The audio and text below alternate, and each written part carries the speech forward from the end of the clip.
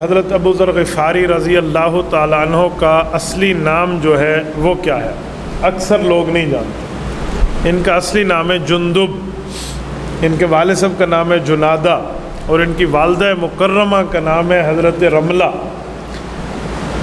حضرت ابو ذر غفاری رضی اللہ تعالیٰ عنہ ابتدائے اسلام کے بندے ہیں، یعنی شروع میں اسلام لائے ہیں۔ قبیلہ ان کا ہے بنی غفار، ڈاکوؤں کا قبیلہ تھا، چور ڈاکو رہزن، یہ قبیلہ مشہور تھا۔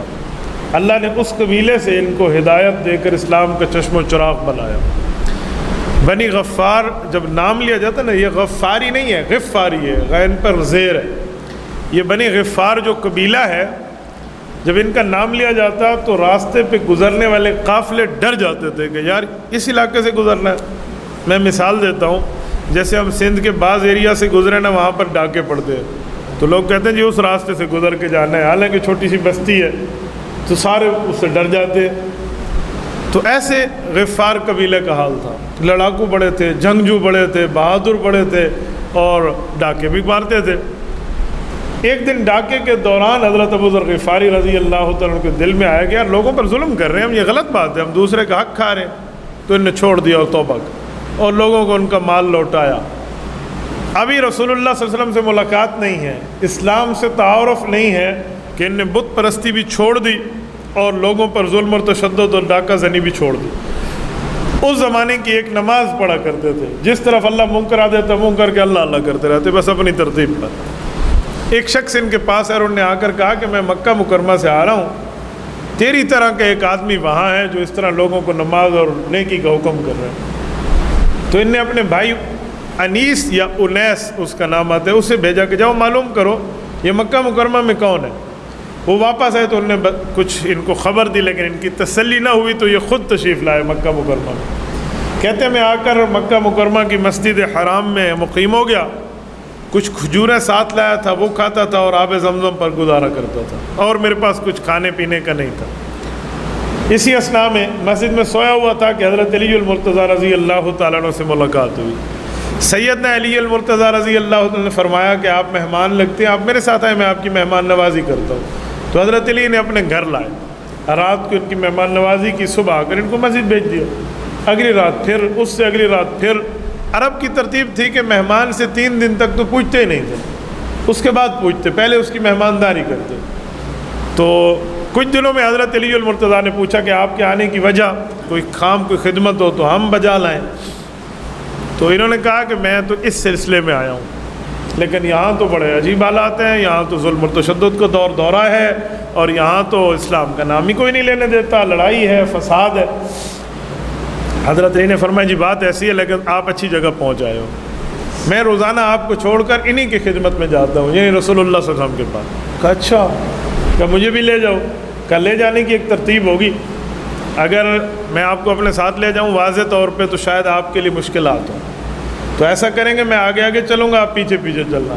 اگر کسی جگہ میں محسوس کروں گا کہ کوئی کافر، کوئی بے ایمان، کوئی دشمن، کوئی مخالف آ رہا ہے، تو میں اپنی جوتی ٹھیک کرنے کے بہانے دیوار کے قریب ہو جاؤں گا، جیسے بندہ جوتی کو ٹھیک کرتا ہے۔ تم آگے چلتے چلے جانا تاکہ وہ لوگ یہ سمجھیں کہ اکٹھے نہیں جا رہے۔ تو یہ طریقہ کارگر ثابت ہوا۔ اسی طرح لے کر وہ رسول اللہ صلی اللہ علیہ وسلم کی خدمت میں آئے، اور حضرت علی المرتضیٰ رضی اللہ تعالیٰ کے واسطے سے حضرت ابو ذر غفاری نے کلمہ طیبہ پڑھا اور ہلکا بگوش اسلام ہو گئے۔ جب ادھر آ گئے رسول اللہ صلی اللہ علیہ وسلم کی خدمت میں رہے، ایمان نے جوش مارا۔ ان کافروں کے جمگٹھے میں جا کر کہا کہ تمہیں شرم نہیں آتی؟ یہ جو نبی پاک صلی اللہ علیہ وسلم میں کون سی غلط بات کرتے ہیں؟ کہتے ہیں کسی کا حق نہ کھاؤ، کسی پر ظلم نہ کرو، شرک نہ کرو، اللہ کی توحید کو مانو، تمہیں ان باتوں پہ تکلیف ہوتی ہے؟ یہ بات کر کے آیت پڑھنی شروع کر دی، تو لوگوں نے مارنا شروع کر دیا۔ یعنی وہ جو بات رسول اللہ صلی اللہ علیہ وسلم کے دن میں برسر چوک کہہ دی، تو اب ظلم اور تشدد شروع ہوا۔ جب اتنا مارا بے ہوشی کے قریب ہوئے تو حضرت عباس رضی اللہ عنہ جا رہے تھے، یہ اس کے اوپر سو گئے۔ حضرت عباس نے لوگوں کو کہا کہ یار اسے مارتے ہو، تمہیں پتہ ہے کس قبیلے کا ہے؟ کہا پتہ تو ہے۔ کہا تم نے جانا ہے ملک شام تجارت کے لیے سفر کرنے میں، سال میں 2 بار جاتے ہو، گرمیوں کو بھی اور سردیوں کو بھی۔ کہا تمہیں جانے دیں گے؟ انہوں نے کہا ہاں یہ تو ہماری معیشت کا مسئلہ بن جائے گا۔ معافی تلافی کر کے ان سے جان چھڑا لی۔ اگلے دن پھر انہوں نے کہا، وہ کچھ اور لڑکے تھے، پھر لڑائی شروع ہو گئی۔ یعنی یہ ترتیب ان کی رہتی، ایمانی جوش ان سے سنبھالا اس طرح نہ جاتا کہ وہ ظاہر ہونے پر آ جاتا۔ رسول اکرم صلی اللہ علیہ وسلم کے ہجرت کے دن تھے تو اللہ کے رسول صلی اللہ علیہ وسلم نے حضرت ابو ذر کو فرمایا کہ اللہ پاک مجھے یثرب مدینہ منورہ بھیجیں گے، مدینہ کا پرانا نام یثرب ہے، تو میں تو وہیں جاؤں گا، آپ اپنے قبیلے کے پاس جائیں اور ان کو اسلام کی دعوت دے کر میرے پاس مدینہ منورہ کچھ عرصہ بعد لے کر آنا۔ تو یہ رسول اللہ صلی اللہ علیہ وسلم کی بات پر واپس آئے۔ ان کے دو بھائی تھے، ایک انیس تھا اور ایک امنا تھا، ان دونوں کو دعوت دی، یہ بھی مسلمان ہو گئے، والد کو دعوت دی، والدہ کو دعوت دی، کچھ دنوں میں آدھا قبیلہ مسلمان ہو گیا، آدھا رہ گیا، محنت کرتے رہے تو اللہ نے پورے قبیلے کو مسلمان بنا دیا۔ وہ غفار قبیلہ جو ڈاکوں کا قبیلہ تھا وہ حضرت ابو ذر کی وجہ سے سارے مسلمان ہوئے، ایک عرصہ وہاں رہے، ان کو لے کر مدینہ منورہ آئے۔ اس وقت جب اللہ کے رسول صلی اللہ علیہ وسلم کو آئے ہوئے 2-3 سال کا عرصہ گزر چکا تھا، یہ وہیں تشریف لائے مدینہ منورہ میں اور یہیں پر آ کر